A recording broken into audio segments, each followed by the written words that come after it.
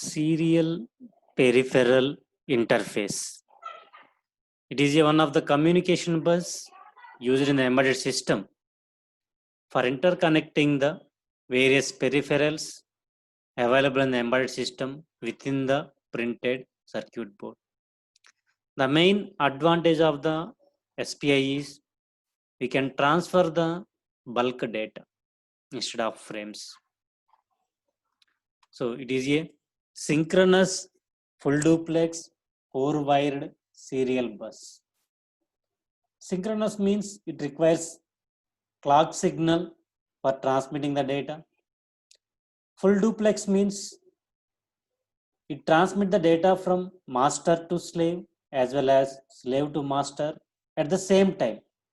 At a time, it will send the data from transmitter to receiver and receiver to transmitter. It contains 4 wires. Those are serial clock line, slave select, master output, slave input line, master input, slave output line. And serial means it will transmit bit by bit. So SPI is a synchronous full duplex 4-wired serial bus. It is designed by the Motorola. It transfers data in streams. Generally, we are transmitting the data 8-bit data in one frame. Instead of that one, here we are transmitting the multiple data bits, that means 16-bit data. It works on the principle of shift registers. Means whatever the content in the master that is shifting into the buffer, transmitter buffer, that is shifting into the shift register of the master. Then the buffer data is shifting into the master output slave input line of the master from to slave MOSI. Then in the receiver, the MOSI data is shifted into the buffer, receiver buffer. Like that, the data is transmitting from transmitter to receiver using shifting. So this is the simplified block diagram of serial peripheral interface. It contains master, that is as a microcontroller, and slave may be any additional peripherals. These both are connected using these 4 wires. One is chip select or slave select, next serial clock, next master input slave output line, master output slave input line. Here the data is transmitting from microcontroller to memory using shift registers. Whatever the content in this master buffer, that is shifted to the shift register, that is to the master output slave input line and master input same of the receiver. At the same time, it will send the data from slave to master by using the separate master input slave output line. So at a time, it transmitting the data from master to slave, slave to master using corresponding communication lines. So whenever serial clock is high and slave select is low, it selects the desired slave, desired memory device or LCD device by pulling the chip select of that device will be low. Master or microcontroller select the desired slave, that may be memory or LCD, by pulling the chip select line will be low because it is active low pin, and the serial clock is high. Then using shift registers, so the data is shifted into the MOSI to the receiver. Using the MOSI, the data is transferring from master to slave. So the main feature of the Freescale SPI format is that the inactive state and phase of the synchronous serial interface clock signal are programmable. So that will be programmed through serial clock polarity, PO means polarity, and PH means phase bits. By using these 2 bits, we can program the frame in the control register. When the serial clock polarity of the control bit is clear, that means 0, it produces a steady state low value on the clock pin. Whenever SPO clock polarity is 0, it produces a steady state low value on the clock pin, synchronous serial interface clock pin, and indicates particular module. Total it contains 4 modules. So if it is 0 module means n value is 0. SSI means synchronous serial interface. CLK means clock pin. Similarly, when polarity is 1, that means if the serial clock polarity bit is set, a steady state high value is placed on the synchronous serial interface particular module clock pin when data is not being transferred. When it's 0, it produces a steady state low value on the clock signal pin. When it is 1, it produces steady state high value in the clock pin. Similarly, when phase bit is selects the clock edges that captures data and allow it to do change state. SPH means serial clock phase. This bit selects the clock edge that captures data and allows it to change state. By using this bit, we can select the edge, either positive edge or means rising edge, falling edge. So if it is 0, the data is captured on the first clock edge transition, that means rising edge. If it is 1, that is captured on the second clock edge transition. So like that, we can frame the SPI bus. So this TM4C123GH6PM microcontroller includes 4 SSI modules. This microcontroller TM4C123GH6PM microcontroller includes 4 SSI modules. Each module acts as a master or slave for synchronous serial communication with additional peripherals like SPI microwire or Texas Instruments interfaces. So the features of the each modules are, it contains this microcontroller SSI module. General SSI module means it contains 4 or 5 interfaces modules. In that, SPI is one of the interface. So if you are selecting SPI, we are transmitting data using SPI communication bus. Or we can select either microwire, Texas Instruments. We can select any one of the interface.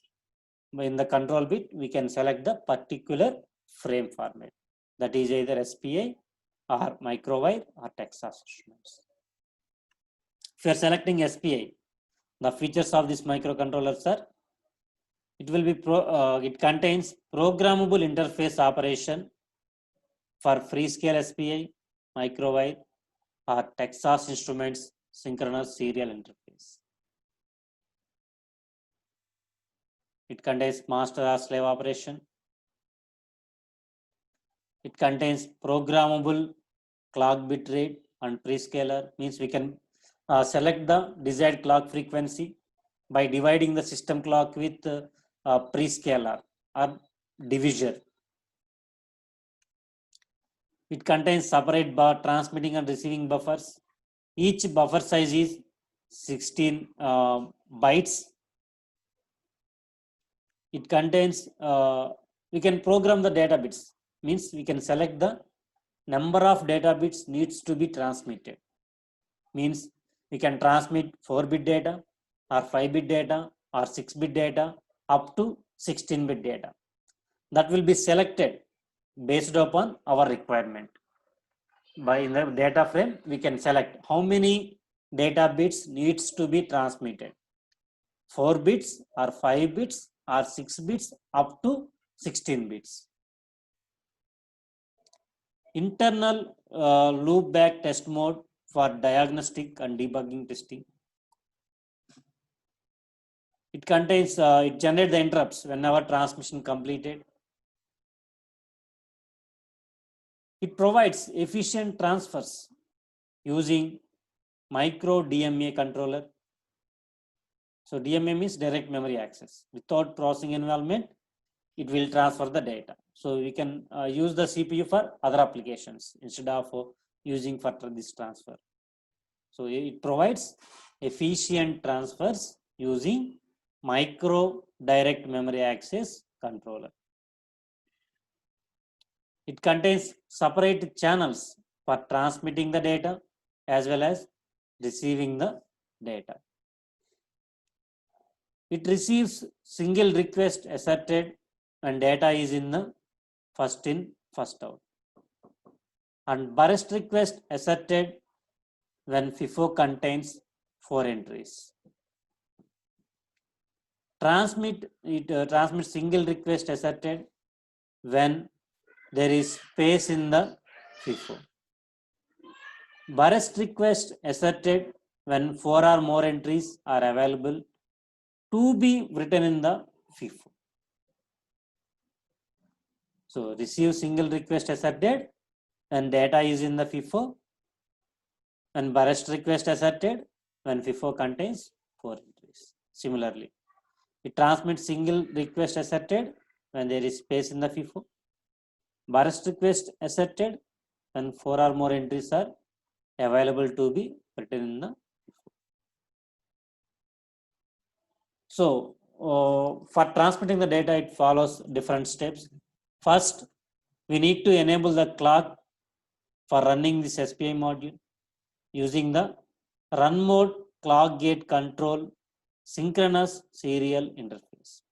First, we need to enable the clock signal to run the SPI module using this run mode clock gating control SSI. Next, enable the, before initialization, disable the SSI bit via bit 1 of the SSI control register. By using the control register, we can disable previous SSI modules. Next, select the bit rate by using the prescaler and control register. We can select the desired bit rate by using the prescaler, means by using divisor, we can divide the system clock with the divisor and generate the desired clock signal. Next, select the SPI mode. So by using the control register, we can select the SPI mode, phase of the signal, polarity of the signal, and data width in the control register. Next, set the master mode in SSI control register and enable the SSI. SSI means synchronous serial interface using the SSI CR1 control register 1, and assert slave select signal. Wait until TNF flag in the SSI register goes high, then load a byte of data into the data register. DR means data register. So TNF means transmitter FIFO not full. So if it is not full means we can load the data.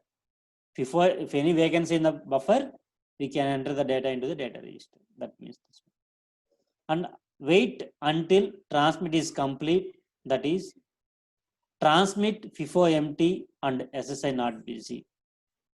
So until the completion of transferring the data, we need to wait. Like that, we need to transmit the data. First, enable the clock signal of SPI module by using this run mode clock gating control SSI. Next, select the baud rate by using the prescaler and control registers. Next, select the SSI mode, that is SPI mode or freeware. Since we are using SPI, we need to, by default, it select the SPI mode. We need to select the phase and polarity, either rising edge or falling edge. We are sending the data, or low level or high value, we are providing the data, and how many data bits we are transmitting, either 4 bits, 5 bits, up to 16 bits. And select the master mode and select the slave. Next, we can transmit the data if any vacancy in the buffer. See, we can describe some control registers. This is a run mode clock gate in control synchronous serial interface, or CGC SSI. This is one of the register used to enable the clock signal for running the SPI. Here we are giving the value F to enable all clock signals. To enable the clock signal for all modules, we are giving all ones, 4 ones. Next, control register. So in the control register, first data size select means how many data bits we want to transmit. If you want to transmit 4-bit data, at that time this value is 3. 3 means 0, 0, 1, 1. The first 4 bits are 0, 0, 1, 1. If you are transmitting 4-bit data. If you are transmitting 5-bit data, at that time 0, 1, 0, 1. That is the 5-bit data we want to transmit. Like that up to 16-bit data. If you want to transmit 16-bit data, here we need to give 4 ones. 0 bit, here 1, 1, 1, 1. Like that, we can select the desired number of data bits by using the control register. Next, frame format. So, which type of interface we are using? Since we are using SPI, this value is 0. If you are using a Texas Instrument interface, that value 1. If you are using microwire frame format, that value is 2. So like that, we can select the frame format. If you are selecting SPI, this value is 0, 0. Next, select the serial clock polarity. Serial clock polarity, that is 0 or 1. If you are having steady state low value, that value is 0. Steady state high value, that value is 1. Next, select the phase of the clock, that is rising edge or falling edge. 0 means rising edge, 1 means falling edge. Serial clock rate. So we can generate the desired clock signal by using this serial clock rate. So baud rate, bit rate equal to system clock signal by clock pre-scalar divisor.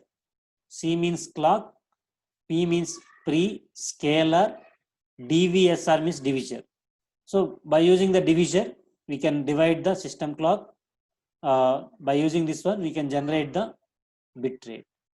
So like that, by using the control register, we can select the number of data bits we want to transmit, type of frame we are selecting, polarity of the clock signal, phase of the clock signal, and bit rate of the clock signal we are configured here. Next, pre-scalar register. Here we are giving the divisor value 1 to 7 bits. This is 7 bits indicating the divisor value.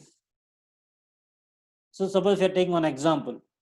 The bit rate is 50 kilohertz, clock rate 3, SIR control register 0. Then the pre-scalar register value for a given system clock frequency of 16 megahertz. The baud rate can be calculated, bit rate equal to system clock means 16 megahertz.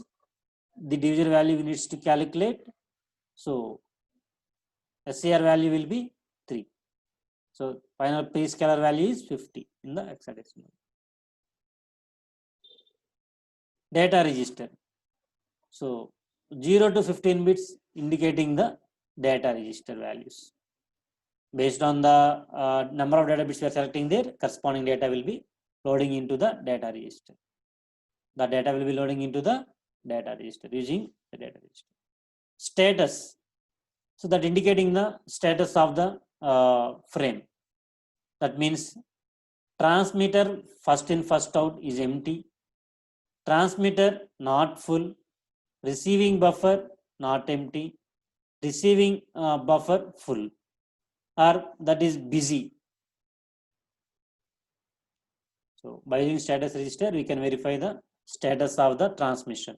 The transmitting buffer is empty or not, receiving buffer empty or not, or the communication bus is free or not. We can verify the status of the SPI bus. The buffer is full or not, or receiver buffer is full or not, or is busy or not.